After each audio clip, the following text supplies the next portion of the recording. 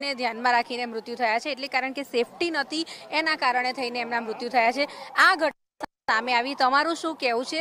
કેટલી ઘોર બેદરકારી હોસ્પિટલની? તંત્રની, હોસ્પિટલની અને કોન્ટ્રાક્ટરોની એકદમ ઘોર બેદરકારી છે જ.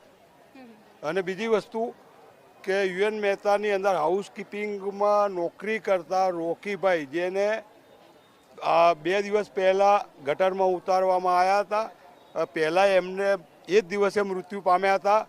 બીજા દિવસે સાહિલ પણ અત્યારે મરણ વચ્ચે ઝોલા ખાઈ રહ્યો, લગભગ એક્સપાયર થઈ જ ચૂક્યો છે, પણ ડેથ એનું જાહેર કરવામાં આવી નથી રહ્યું. એ પણ યુએન મહેતાની ઘોર બેદરકારી છે.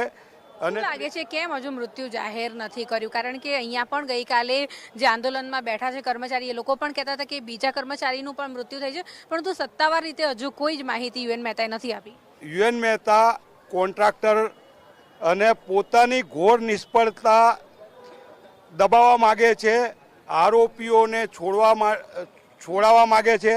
એના કારણે આ હજુ સુધી મૃત જાહેર કરવામાં નથી આવી રહ્યો.